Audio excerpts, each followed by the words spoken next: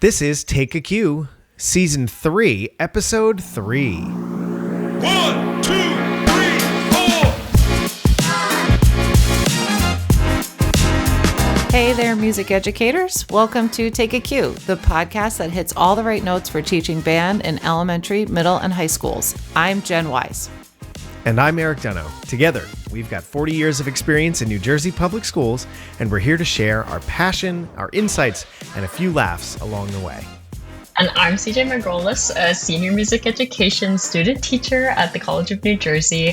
I am excited to bring a fresh perspective and share my experiences as I transition from student to educator. Whether you're just starting out or you're a seasoned pro, Take a Cue is your backstage pass to inspiring students, navigating the highs and lows of band directing, and making every rehearsal a symphony of success.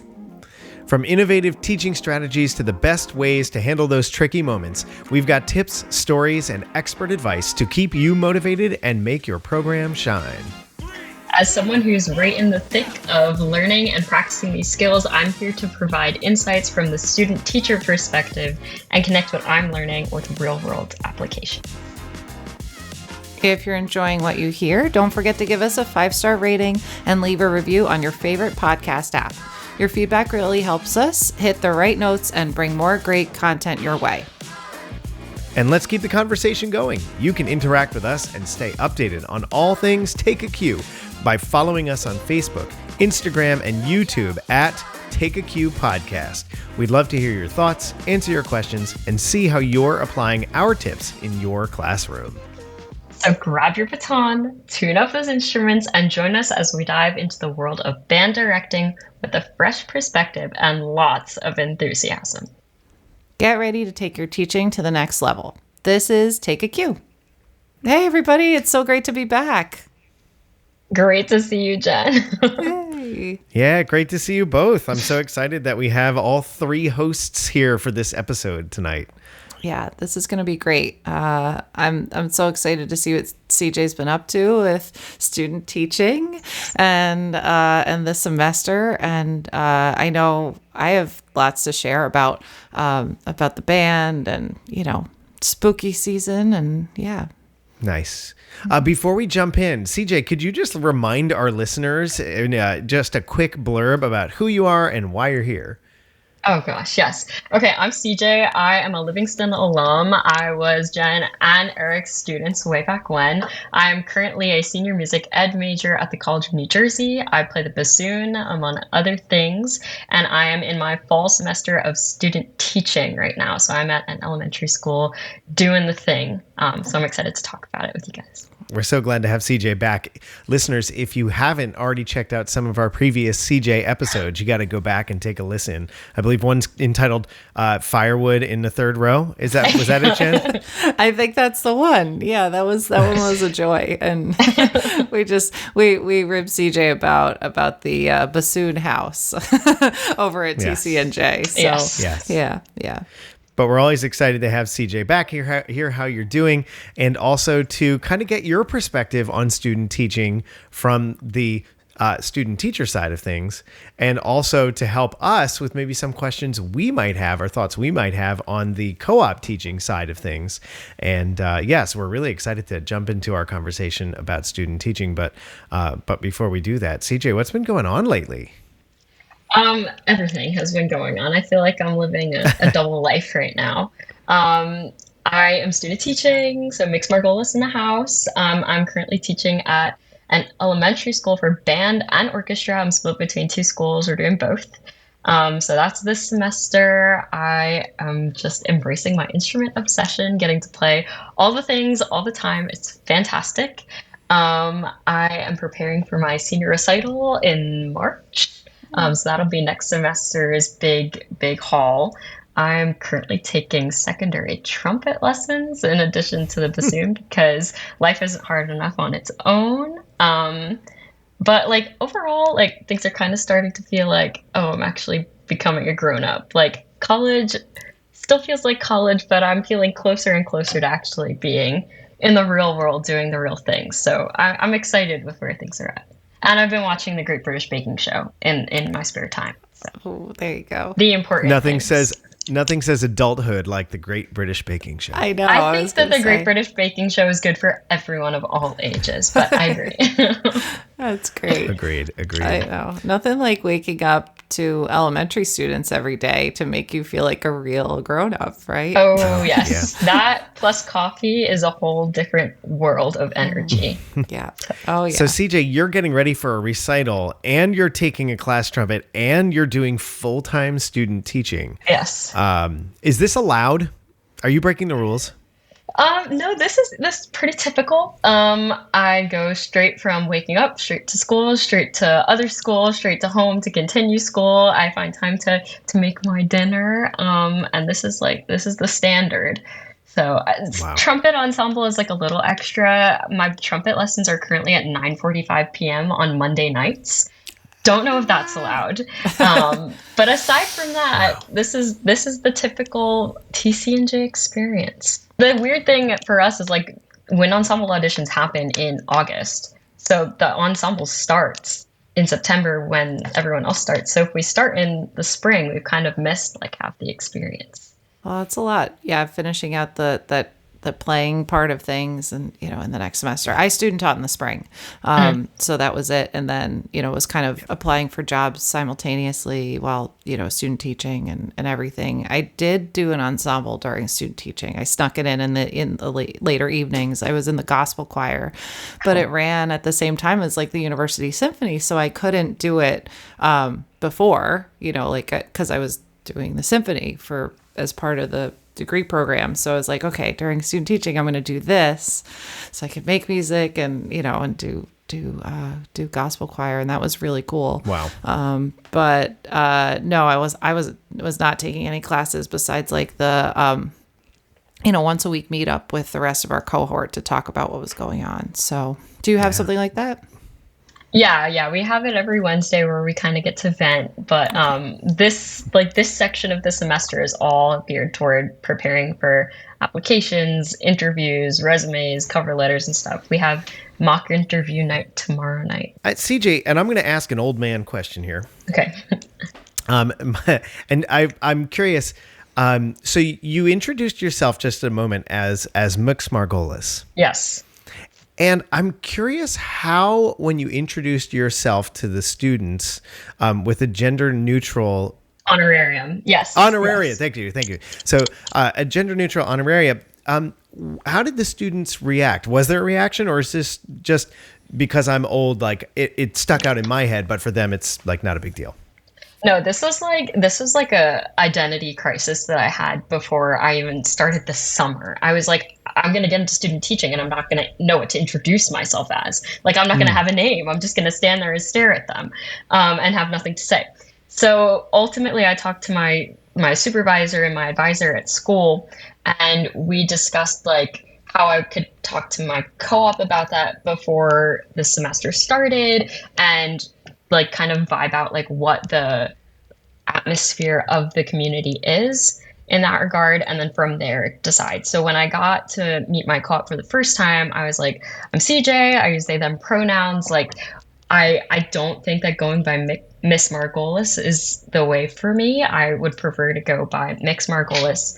How do you think the students will receive that? And basically his response was, if you tell them that's your name, they won't. Like, that's your name. You don't need to make a big deal out of it. Like, that's your name. That's what they'll use. And that's that. And that's kind of been the response I've gotten. Like, you kind of just, if you tell them that's what they should call you, then they'll do it, or they forget. I have a long last name, so they kind of just are like, what's your name again? And I just remind them. Some of the kids have been like, what does mix mean? Like, why is there an X instead of an S? So usually I just say that I like to mix it up.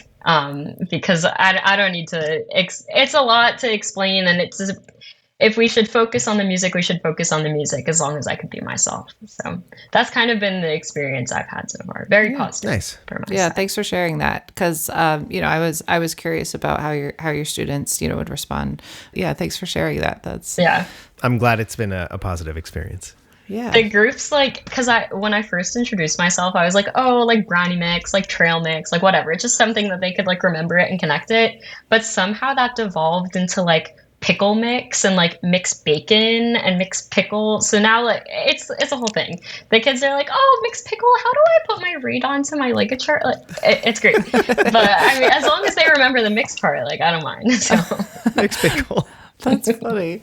I like it. I like it. Oh my gosh. So Jen, what have you been up to these days? It's been a few weeks since we chatted, and things are getting pretty spooky here at the end of October.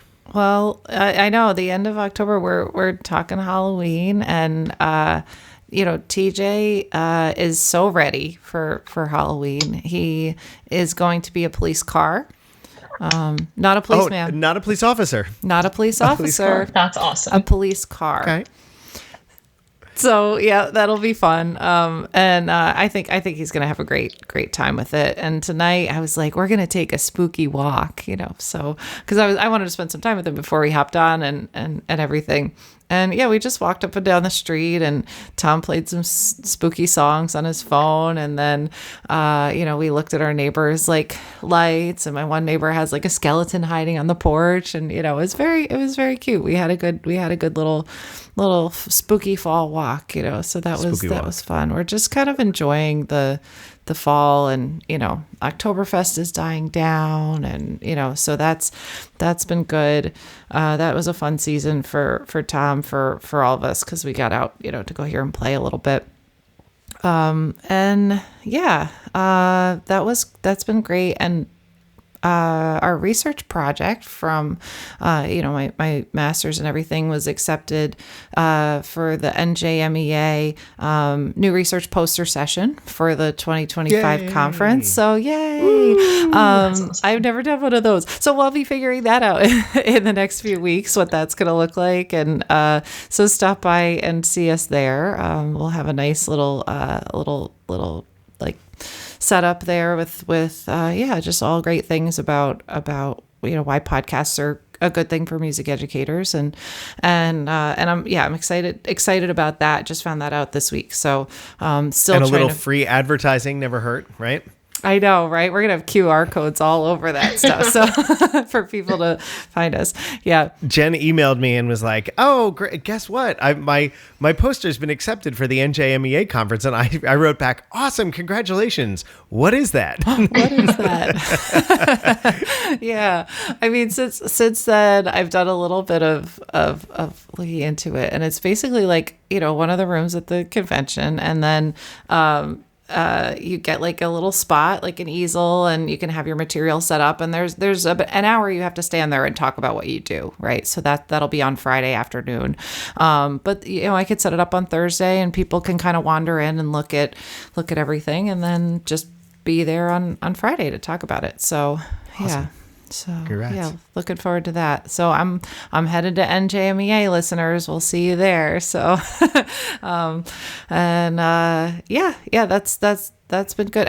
And Eric, have you been enjoying this spooky season too? Have you been getting out there? I mean, I've been getting out to just drive my kids everywhere. I know it's very exciting. I'm sure many of our listeners can commiserate with having kids and driving them everywhere. That's become much of my life right now. However, I did just carve my pumpkin. When we do family pumpkin carving, it's pretty much Daddy carves the pumpkins. Yeah. Yeah. Nice. An anglerfish was the goal this year with giant teeth. Really? How did that come out? It came out pretty well. Our listeners can check it out on my Instagram or Facebook page. Yeah. Awesome. That's so great. Can I share our spooky pumpkin? Yeah, yes. Let me see. So or tell us about it. It's all the way at top. But I thought you were going to hold it up. No. But TCNJ's music department had a pumpkin carving competition, and it got heated. Oh. So our spooky entry was, it's carved out. It says A equals 441. Oh, that is spooky. Ooh, I'm shaking in my boots. And it's surrounded by F flats and E sharps and alto clefs and everything. Wow. I think we have a good chance. That's so music geeky. Oh my gosh, that's great. I love it. No. Oh, that's so funny. Jen, marching band is over at Livingston. I know CJ remembers this time well, the last rehearsal of the season, where the senior class gets to march the show for everybody else Did you do that when you were here? I did, When you were at yeah. Livingston? Yeah. The problem is we have like 105-piece band and there's 12 seniors. So it was pretty interesting. That's funny. And Morristown, though, is still competing. It's their first year as an open class band. It was against their will, but no. but when you win at A class, then you end up being forced into open class. So they're figuring out how to be a more competitive band. So their final competition is this weekend coming up. Start to the year's been just slow for my groups. I don't know about you, Eric, but we're doing that like forming and norming thing still. Because like I said, we've had 4 rehearsals, 30 minutes each, and that's not quite enough to be a real fully formed ensemble yet. So we're No. yeah, so we're approaching November, and like we can get through one of our 3 pieces, but no, we're still forming. We're still finding where to listen, and It takes time. following a conductor and all those things. We're growing, but yep. So You take your time, you do it the right way. Don't speed through it just to get the music done. Right. It's the right way to do things. It's the right way to do things. totally. My band this year's got about 51, which is a bit smaller than last year's 74. But they're doing okay. They're a really nice group. They're a really nice group. Got really some good woodwind players, a solid small percussion section, and the brass section is very small. So, yeah. So, trying to find music that fits them and works. But yeah, it's fine. It's fine. So the topic that we have for today is continuing to look at student teaching, the relationships between co-op teacher, student teacher. And we're just discussing what it's like on both ends. I know I've got another student teacher this year who is another percussionist. He's a master's candidate at Montclair, and it's a master's in Masters of Arts in Teaching degree. So he's not doing a lot in the music building per se. He has a music degree undergrad, and I believe it's from TCNJ. CJ, Oh, cool. I don't think you guys overlapped though. But anyway, so I'm getting a chance to have another percussionist who's a very, very fine teacher. Was able to jump right in, has marching band experience and all that stuff. CJ, when you started your student teaching, I know you said you had worked at like day camps and stuff, but had you had any like band directing experience after high school? Not well, okay, kind of. You remember my CJ and the Cats era with my little quartets and whatever? I would say that's the closest to like leading a band that I had, which was like coordinating small quartets and coordinating like whatever combos. But as far as like leading full ensembles or teaching full lesson groups, my only experiences close to that were either private lessons, which was like guitar and bassoon, or my practicum experiences, which was with a huge crutch of having people in the room and just kind of stepping in when we could. So this is the first time I'm really like in the thick of it and doing it all myself. So. Cool. What was it like stepping in front of those kids for the first time this year? Oh, well, believe it or not, if people remember my last episode when I talked about my flutes experience, the first lesson I taught was a beginner flute lesson.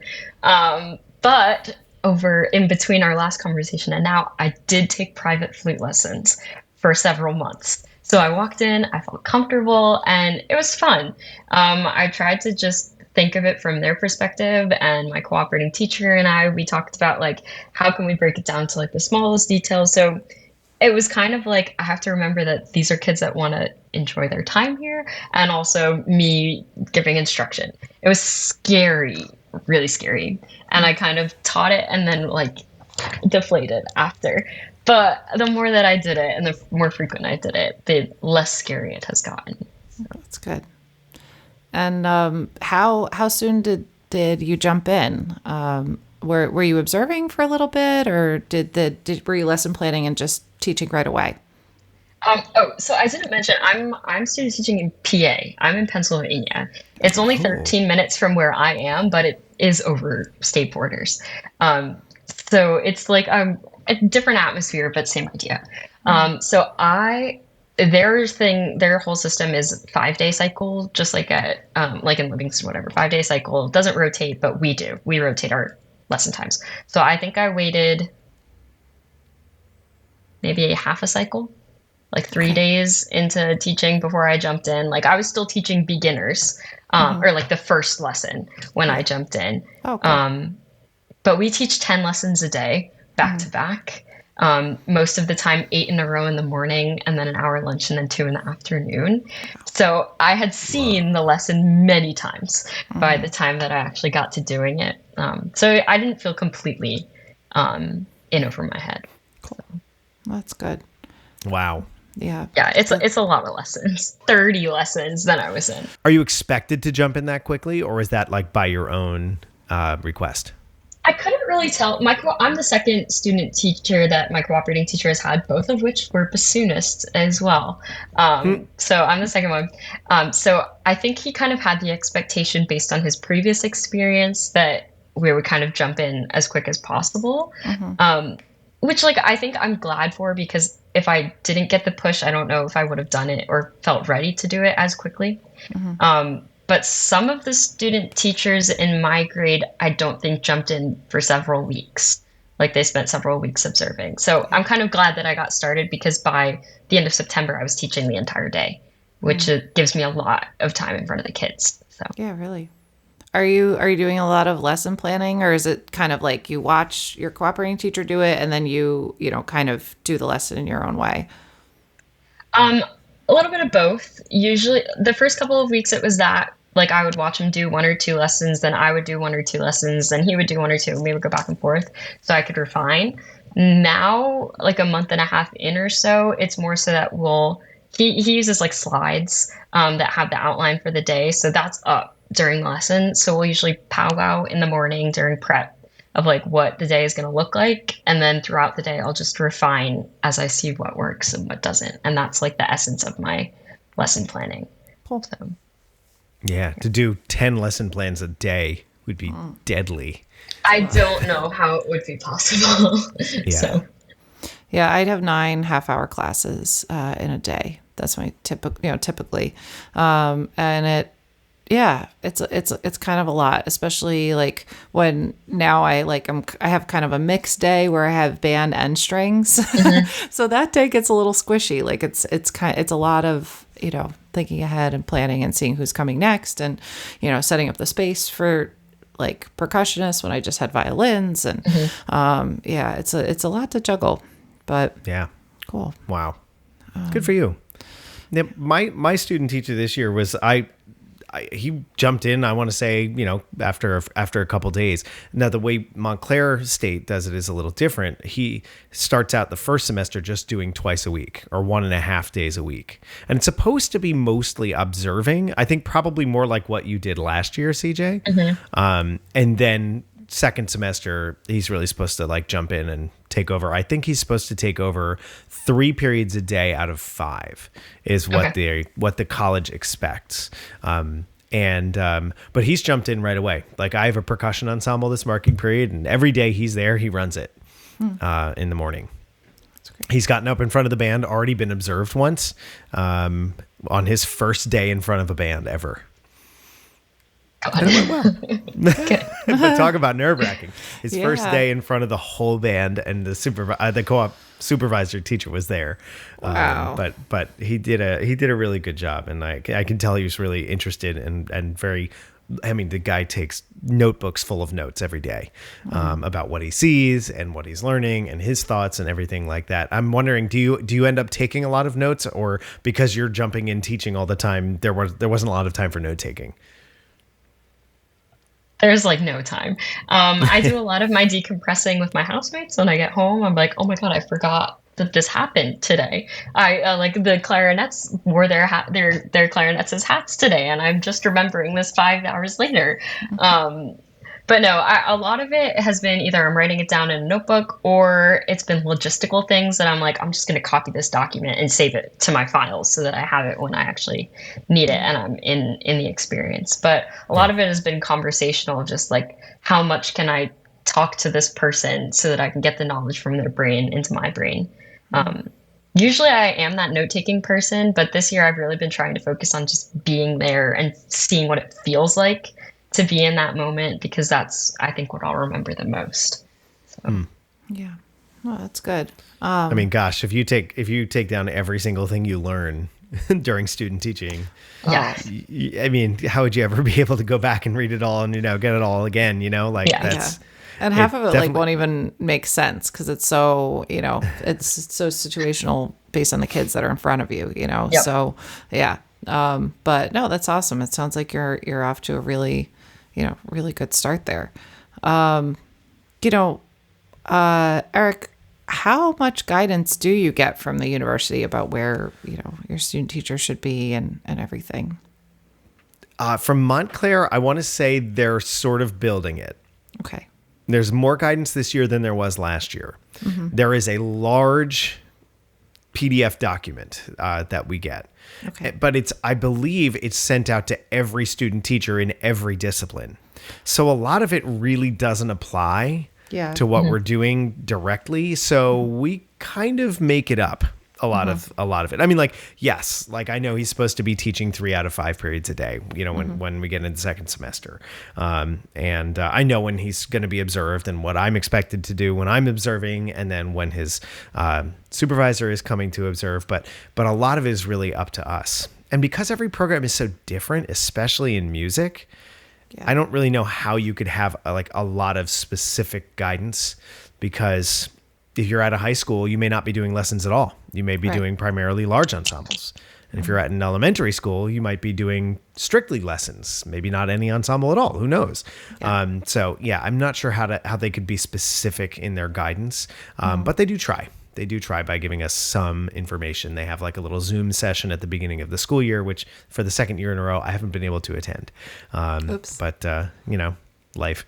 But they do try to give some guidance and, but really just jumping in with somebody is really, what guidance would you get? Did you have a lot of guidance, Jen, when you had your student teachers? Not a word. It was we're halfway through and it was I was supposed to send you this document. Probably the same one you're talking about, Yeah, not much at all. So I kind of had a picture of what I wanted my student teachers to be doing based on good and bad experiences for my own student teaching. And then we just kind of went from there, and I just kind of adjusted it based on their growth, and what they were comfortable doing, whether it was more of a baby bird situation or if it was more of here, push you out of the nest and fly, So every situation is going to be a little different, but now, CJ, how's things with classroom management? How's that going? Have you had any situations that are notable with classroom management? So far, I have been very lucky that there has been nothing beyond what can be reined in. My cooperating teacher is 6'3". He's a man and he is much more stern than I am. Okay. So we definitely have different, I think, approaches to how to manage a classroom in some ways, but I think that there's a lot for me to learn from the way that he manages a classroom that I need to incorporate into how I once anticipated. Because I'm used to working with 3 to 5-year-olds, not 9 and 10-year-olds. So the management is different. Yeah. As of right now, what I'm struggling with in my classroom management is how can I still be the cool and likable band teacher that people want to come and see while maintaining the order and the respect that is necessary to actually talk without getting a trumpet blown in my face. So far, it's been an interesting balance. And it's something I think I'm just going to have to continue working on through setting ground rules and setting boundaries and expectations with the students and for the students as I go along. Yeah. Yeah, it's a hard balance to get. I always kind of err on the side of less likable and cool and more orderly. But Yes. I think CJ, because it's music, like you're going to be like at an advantage because they're choosing to be. I mean, are they choosing to be there? These kids are, yeah. So they're choosing to be there, and you're doing something that's really like exciting and fun. So like the subject alone will bring that excitement and fun, and at the same time, your enthusiasm and your passion for music is going to be what excites them. Right. So Totally. yeah, and I struggle with this too, because I mean, even though I'm quite a bit older than my students by 3 decades, I still struggle with that. Like, I want to make sure, I want them to like being there and to, have it be a cool atmosphere.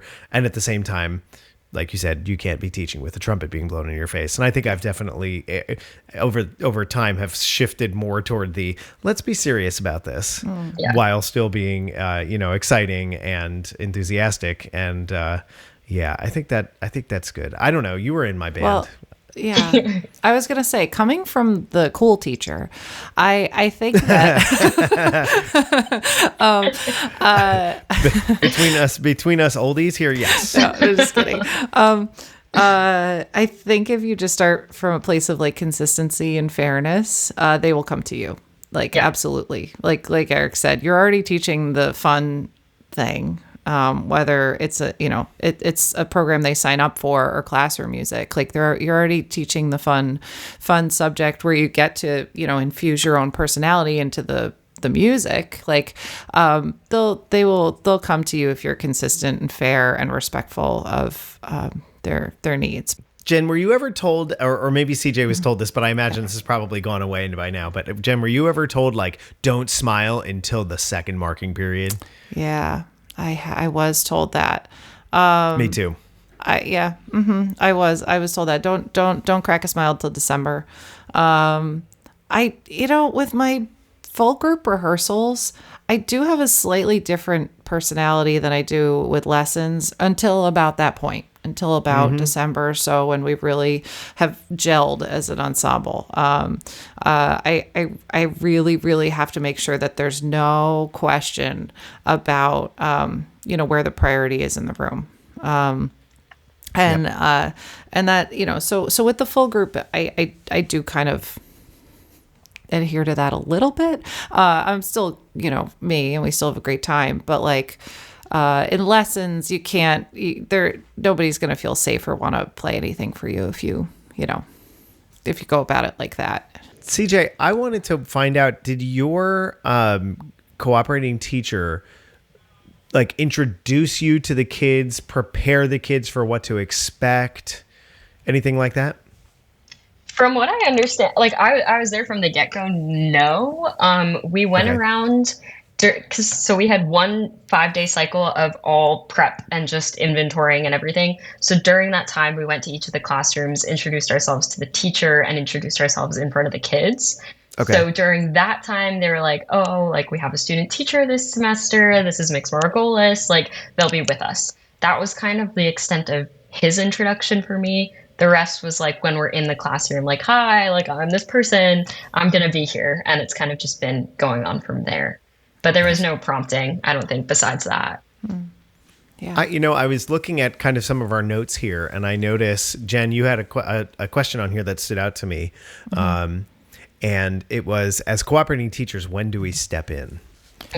And it's a good question. I'll be curious to hear CJ's experience with that and share some of mine and hear about yours, Jen. But I think one of the reasons that I think my kids are able to sort of make that jump and understand is that I shared with them explicitly at the beginning of the year, like, Mr. Fox is going to be there and he's learning to do what I'm doing. Remember that it is nerve-wracking enough to be in front of middle schoolers and you have instruments, and he's learning to do this because he's never done this before. So 1, be gentle. Two, be aware that there may be times when we have to stop and retry things because you're like his guinea pigs. And so don't lose focus if I jump in and say, Mr. Fox, why don't we try doing something this way instead? Or I think you might mean this. And so because I introduced that to the kids up front, I think they're much more able to take that in and, and be flexible when I have to jump in. Like there was a time he was using a wrong fingering on a secondary instrument in a lesson, and I was like, whoop, whoop, whoop, nope, we're not. That's not how you finger that note. Yeah. Yeah. But the kids are understanding because the expectation was set out there that Mr. Fox will be making mistakes. As any teacher would be. Right. And we're going to be working to correct those. And just like I work to correct your mistakes. What's been your experience, CJ, so far with your cooperating teacher jumping in? Not necessarily for mistakes, but yes. Just for anything. This has been, I think, the hardest aspect of student teaching by far for me. As somebody who very much is self-guided and likes to do a lot of things by learning through my own experience, having someone jump in while I'm in the thick of a lesson and tell me that I need to stop or that I'm doing something wrong has been very hard for me to not take personally. And as I mentioned before, my cooperating teacher has a much more stern affect. So when he steps in during a lesson and says, this is the way we need to be doing this, sometimes it really throws me off my game. And there have been some lessons where he starts talking and I kind of just sit down and I'm like, he's taking over from here. And it's like a non-discussive thing. Those are the situations where I'm like, I think as a student teacher, this would be better off if we talked about it after the lesson and you let me kind of dig myself into this hole and we talked about it and I fixed it next time. So how or when, I would say, unless it's like a gruesome error, like a fingering that needs to be changed or a technique thing, I personally prefer to get the feedback in retrospect than in the moment, because then the students aren't seeing me flop. And the students aren't like, oh, we can't trust this person because my regular teacher says they're wrong.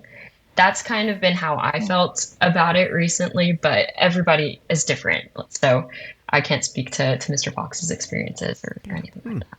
Interesting. No, that's a really good perspective. I need to keep that in mind while I'm supervising. It's a really good point. I'm wondering, has your teacher ever just jumped in and been like, I really like the way that you tried teaching this. Could I show you another way to do this? Has that ever happened?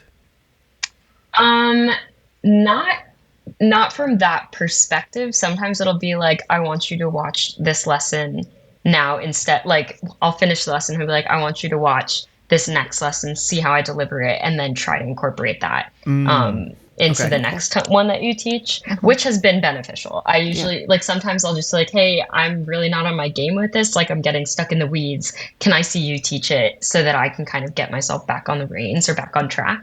Those are usually really helpful situations for me. But mid-lesson, not necessarily. Have I had that experience? I mean, yeah, I like. I've had both happen. And to kind of remedy or pull back a lesson that wasn't going in the right direction.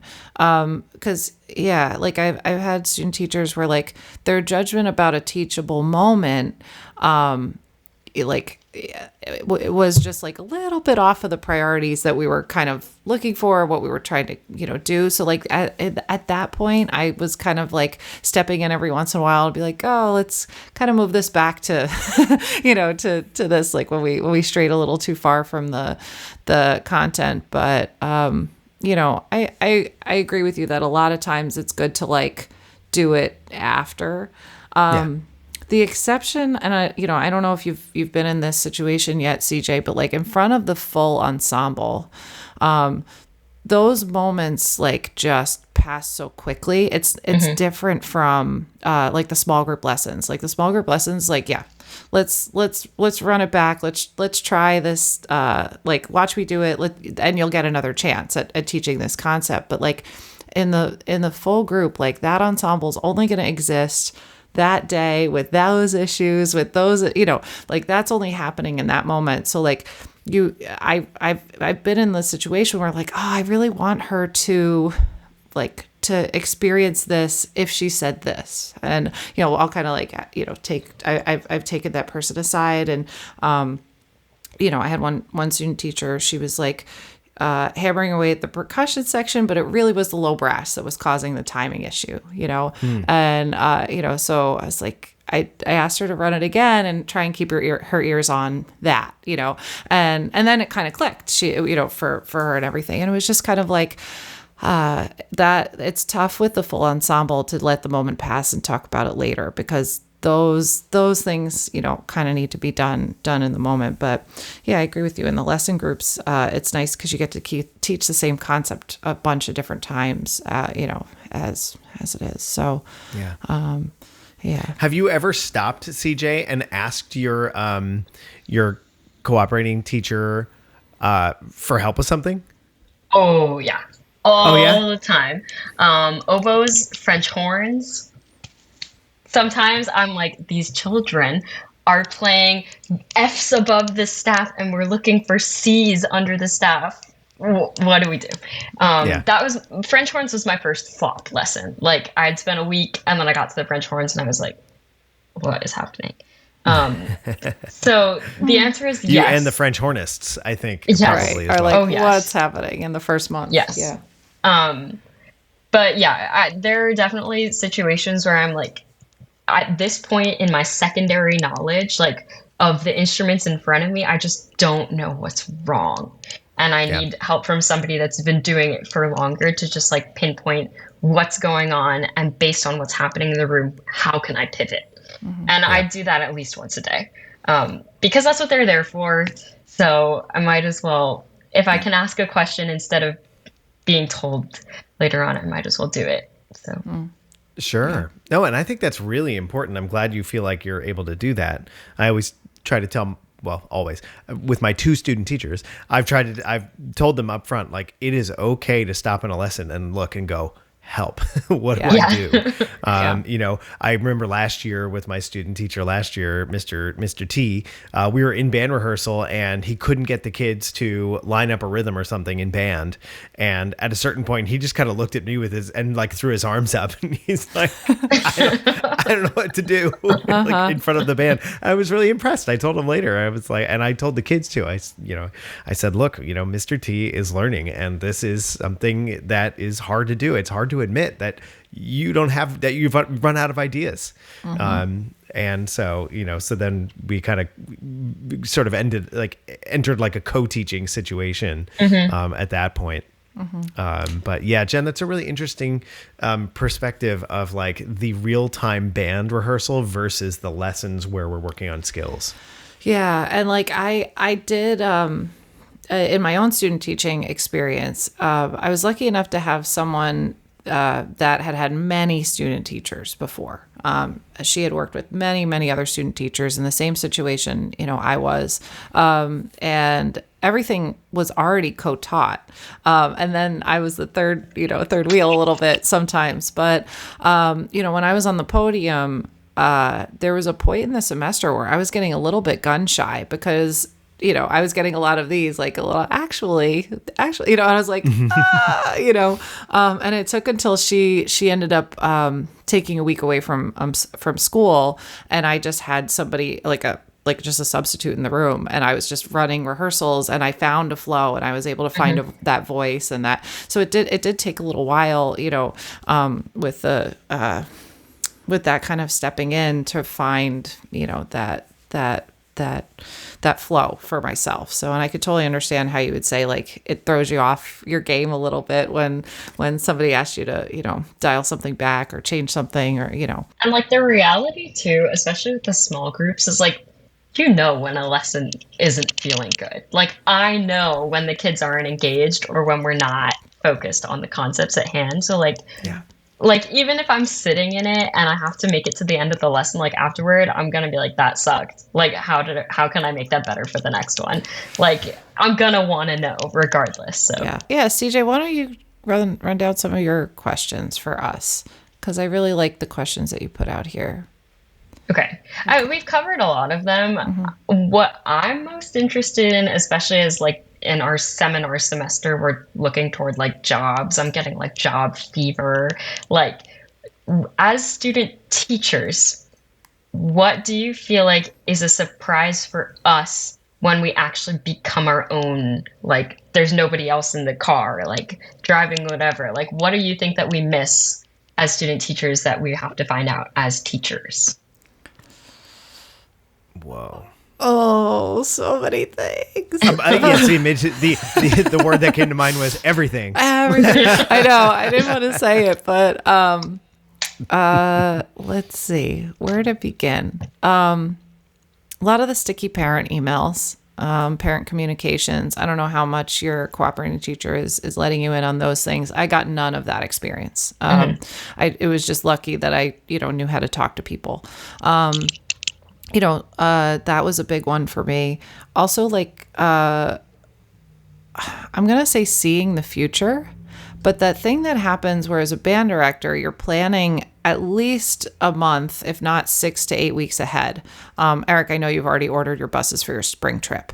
Just it's like this week. Yeah, right. Exactly. See, right on. But that part of the job where you really have to see the future is not always part of your student teaching, whether it's like ordering reeds in May that you're going to need in September, or show design in April for your marching band show the following August that needs to go to band camp.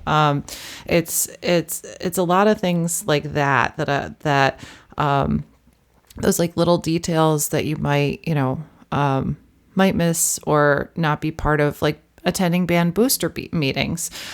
You're at all of them, when you're the band director pretty much. And you maybe are going to stop by one or two if you're student teaching high school, but you might not get to see that part of things, like helping manage the, the budget for your ensemble, and ordering and, those kinds of things, take up a lot of time and a lot of your energy. And it's just not part of what you need to be thinking about right now. So, am I missing stuff, Eric?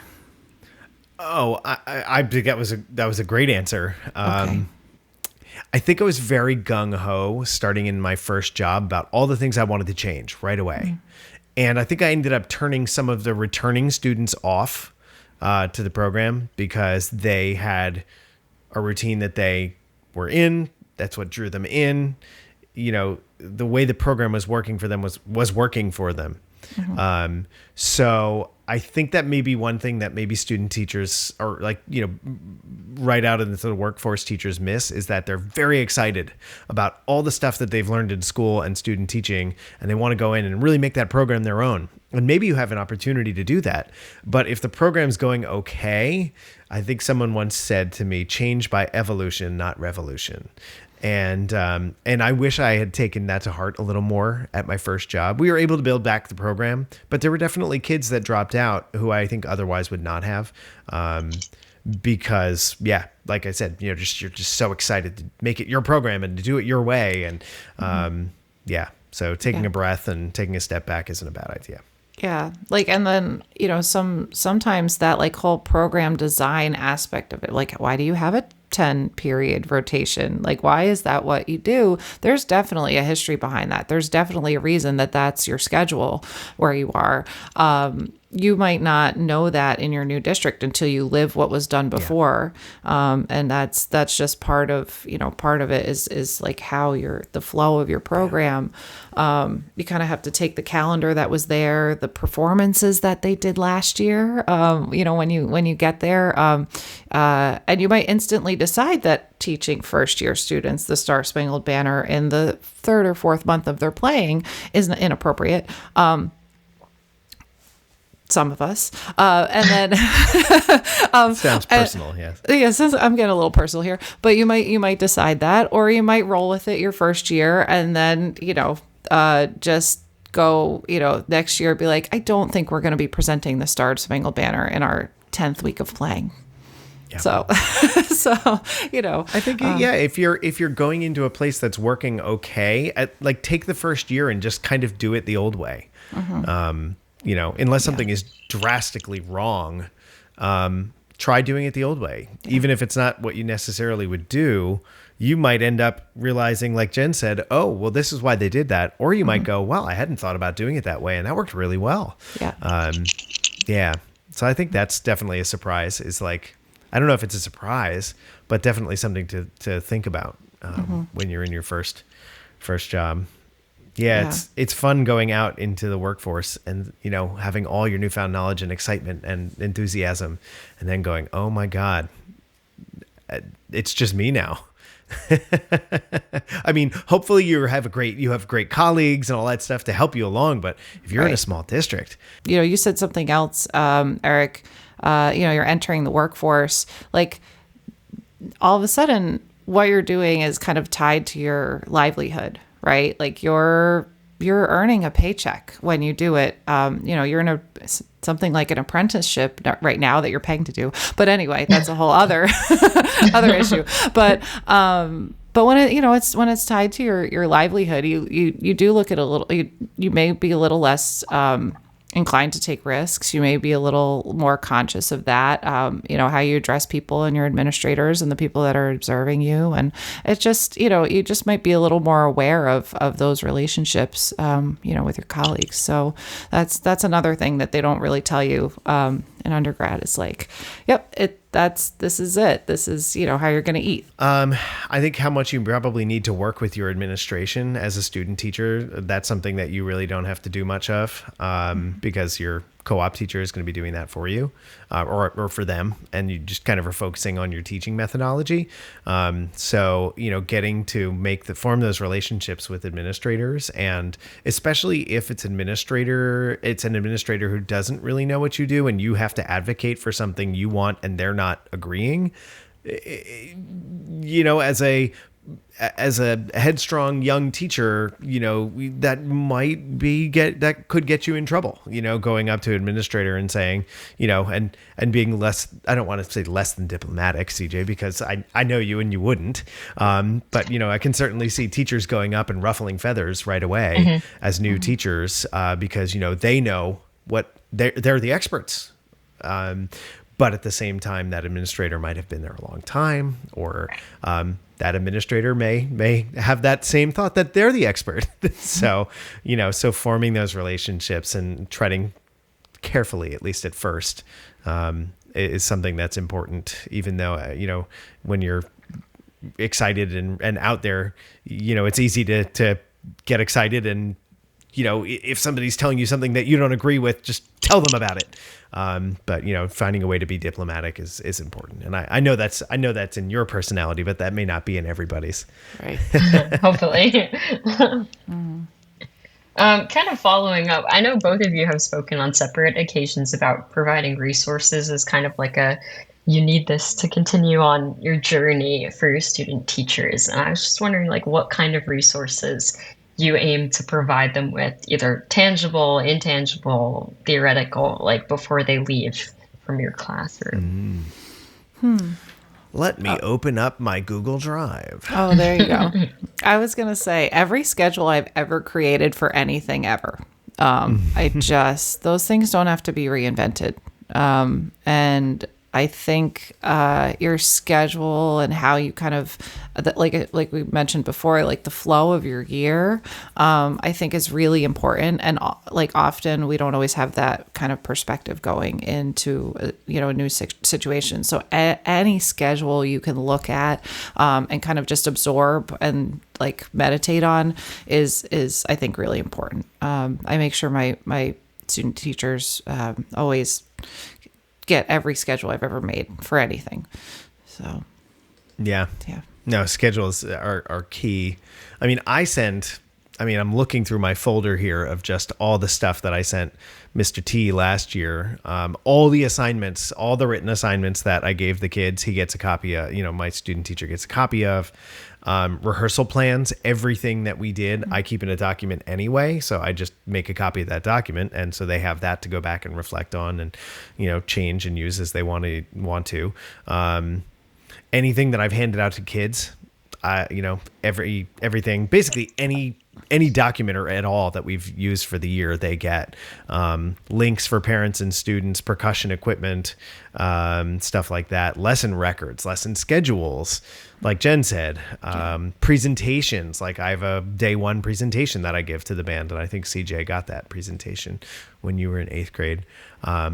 And sent that, gave that to him. Everything for our festivals, all the organizational documentation for the festivals that we go on, all the databases, all the Airtable comes up in every conversation. That's a big one. Every Database Airtable management. database. Yep. Every Airtable database that I use, I made a copy and they get that. General music, everything that we used in general music for 8th grade, for middle school general music, they get a copy of all the assignments. They get a copy of the syllabus, all that stuff. They get my patented yearly to-do list.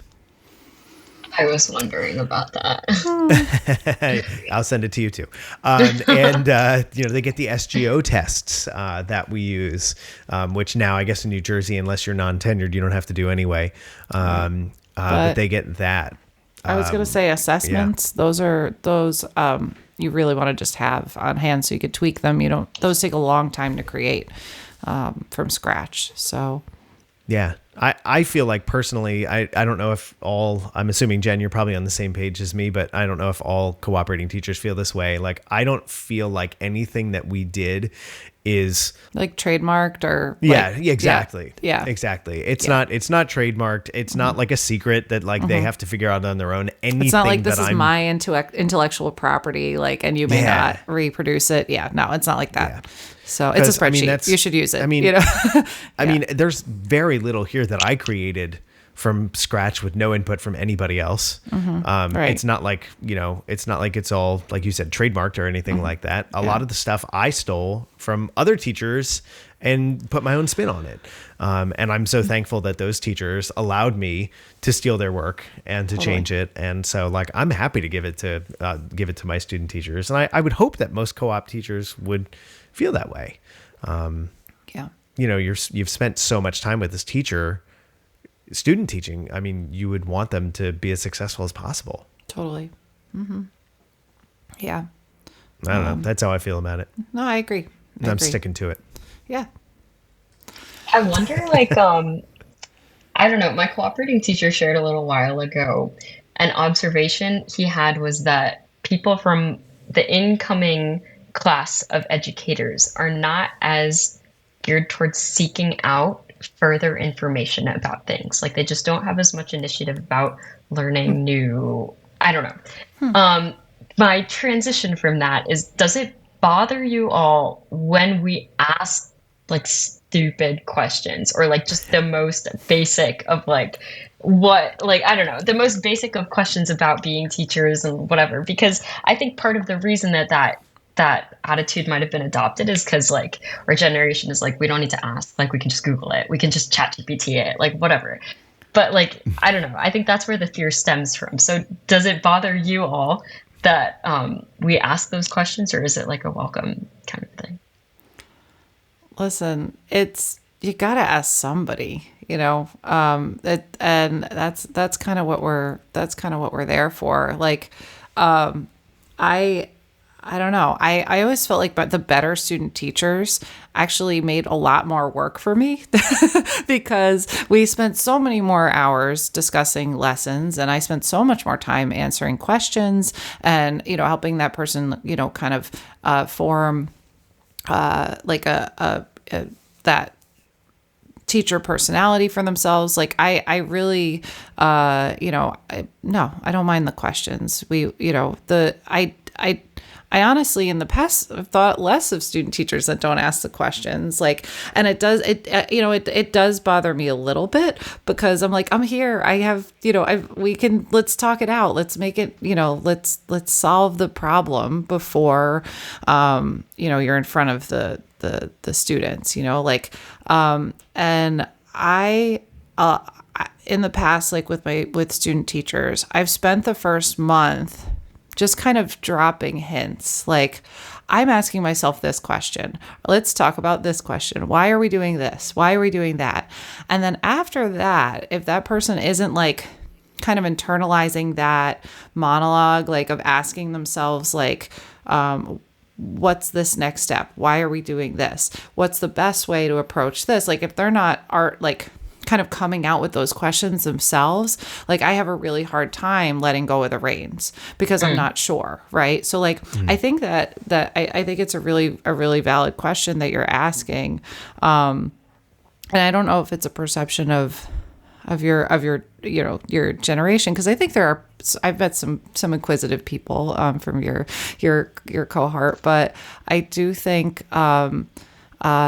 that I really want to see that internal monologue as a student teacher. And I haven't had a student teacher yet that is above that type of questioning themselves, questioning the next step. Like, I think that's a part of the process, and I still do it daily, right? So when I'm lesson planning, I think that asking the question thing is like just part of the, the forming your lessons. So Eric, am I way off? No, I don't think you're way off at all. But I also, with the two student teachers that I've had, I mean, they've had no problem asking me questions constantly. Like, that's why we're here, right? I mean, if you don't ask, but I think it's really important to ask questions, and I don't mind the quote dumb questions at all. There have been occasions where I've been asked a question and I'm like, wow, really? The university didn't teach them that. Okay. But no, I never think poorly of a student teacher for asking a question. Because that's, I mean, if you don't ask, I guess you're right. Like, you could just Google the question. But no, I have not seen that, in my experience, as a cooperating teacher, my short experience. But yeah, please ask questions. I don't mind people asking questions at all. Even if they think that they're like quote dumb questions. My current student teacher, it's interesting because he's a master's in teaching and not a master's of music ed. His secondary classes were very minimal, if any. And so he's like a beginner on a lot of the woodwind instruments. And so he went out and bought a clarinet, and is like, brings it to school every day. And when we have a prep, like, he goes to either he sits in like my office and practices, or goes to the band room if he like wants to practice on his own. But like, he asks questions all the time. He's like, so why am I not getting the sound that I want on this note? Or I'm really having trouble getting this note. Like, and I love being able to help him, because I think by him asking those questions, he's learning about what it's going to be like when he's on the other side. Okay. Right. When the students are asking those questions, he'll have the experience of having those same questions answered. Right. So I think that's a great thing. You have had that experience, Jen, though, where your student teachers haven't asked questions? Yeah, I have. Like, I've had a couple student teachers where I've been able to lead them to water and get those questions going. And they were very successful. And I had one. It just like that it never really clicked. And then all of a sudden it's like, oh, can I really, give this person a whole piece to conduct on the concert? Or am I just, even in a full-time student teaching situation, I'm just giving her like one concept and part of a lesson at, a few months in. And it was a real struggle to get that person to kind of engage with the whole picture. And it's tough like that. By the end, like, you hesitate to give that person a passing grade, because I didn't feel confident that, they, were looking at what the students needed, right? From week to week, day to day, in preparation for a whole concert cycle, I really just, not that you have to demonstrate to your cooperating teacher that you know it all by the end. I'm not saying that. I'm just saying that the right, asking the right questions is really important. It kind of shows that that you're considering the next step. Yeah. I'm going to say it hypothetically. When you have a student teacher who asks questions, you know that they care about getting the answers and they want to be better at their craft, and they're interested in getting better. So yes, I do understand the frustration of a co-op teacher who has a student teacher who doesn't ask questions, and may seem lost. But I also understand from the other side, you don't want to seem like I don't know what I'm talking about. So I'm not going to ask this question because I don't want the co-op teacher to think that I'm unprepared. Mm-hmm. Yeah. I think it kind of just ties into the question of like I don't want to be a bother to my cooperating teacher by being there. So like from your perspective and your experiences at this point, like does having a student teacher make your job easier? Does it make your job harder? Is it somewhere in between? Like what has it felt like for you? I saw that question on the list and I was waiting for you to ask it because I have an answer and it's not a good answer. My answer is it depends. It depends on the student teacher. Mm-hmm. If there's somebody who's really engaged and, is willing to get up there and take risks and attempt stuff, I find it fun. I don't find it necessarily easier or harder, but I enjoy it. Like I like seeing my student teacher get up there and try stuff and ask questions and talk about music education philosophy, in our downtime and stuff. Like I really enjoy that part of it. I don't think it makes my life harder or easier. It's just an enjoyable experience. If they really know what they're doing, yes, it makes your life easier. It makes my life easier because I can sit back and they can teach the lesson and I don't have to jump in all the time. But honestly, I'm okay jumping in and taking the time and that's okay. It's not a bother. A student teacher who is very engaged is harder because it takes more time and you're spending a lot more time helping that person. It is harder. It just is. However, I have to say the best student teacher I ever had, I ended up taking a week to get a surgery that I hadn't felt like I could step away from my band for a week for, and so that it did make it easier because I really did feel like I could leave her with the ensemble and come back and everything would be intact the next week. If the person cares and wants to do better, right. I don't care if it's more difficult. Totally. Exactly. For me, it's kind of what you sign up for. Do you feel, CJ, like you are trying to straddle that line of being a burden and at the same time, learning what you need to learn? Yeah, I think that I need to convince myself that asking questions is okay. Yeah. I think that I just and the longer that I'm there, the more comfortable I am with that fact and the more willing I am to just say why did you decide, or why did you choose to do that? How come this works better? Whatever, how else could we do it? I think that coming in, I expected of myself that I was going to know everything, as you do. And the more time that I'm spending there, the more okay I am with the fact that I don't, and that I'm here to learn. So. Nice. Yeah. That's awesome. Yeah. Just to all of those of you who haven't taken on a student teacher, your program doesn't have to be perfect. Your students do not have to be the model students. None of them are. Student teachers need to see where you're at because, part of that conversation, what aren't we seeing in student teaching that we're going to see the second we get into the classroom. What student teachers aren't seeing is it's not always a diverse set of programs because some teachers feel that they are too bogged down. They're too in it. Their program setup is not perfect. Well, many of you are going to walk into a program that is not perfect. And that is a great place for a student teacher. So reach out to your local university. It's pretty easy to find out who the music education professors are if you don't already know. And just get out there. bring somebody Yeah. in your classroom, even if it's just for the practicum once a week thing, test the waters there, and then, consider bringing somebody in full time, because what you have to share is valuable, and, good co-op placements are rare. We can't take someone in Livingston every year, but maybe you could take somebody on and really change their trajectory. So, yeah. Jen, I'm going to piggyback on that and add that if you've never had a student teacher before, taking one on, have found it makes me a better teacher because I'm constantly being observed.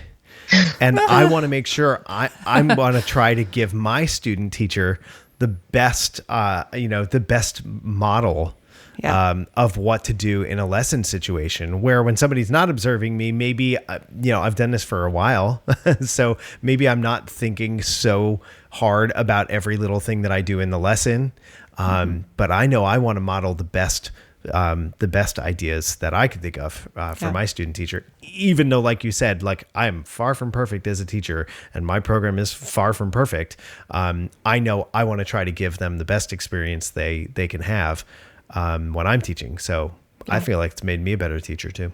That's so true. That's such a real feeling. So, oh gosh. And then when those, university professors come to observe the student teachers, and all of a sudden you have someone whose ensemble you've admired for a long time. You have that person in your classroom. You're like, so yes. It's a real feeling. So, yeah. And the feedback that they give the student teachers is often feedback where I'm like, oh, nope, I need to do that too.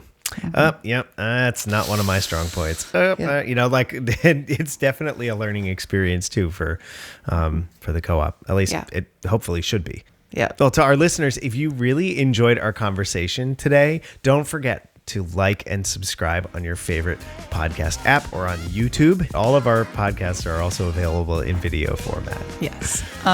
Please give us a rating and a review. 5 stars would be great. But we want to hear from you in the form of a review, or check in with us on Facebook or Instagram, or even leave a comment on our YouTube channel. We want to hear what you think of our episodes and interact with you. Let your colleagues know about us. Share, just click the share link on Spotify next time you listen, and send one of our episodes to somebody you know. And don't forget, we have an evergreen catalog of over 2 years of podcast episodes to go back and take a listen to. If you're bound to find something that interests you if you haven't listened to all of our episodes yet. Jen and CJ, this was a whole lot of fun. Thanks so much for taking the time to chat about student teaching, CJ. Hey, thanks for having me back. I'm glad to talk about it. Yeah, this was great. So good to see you again. You too. So let's get out there and make some great music. Make some great music with our student teachers.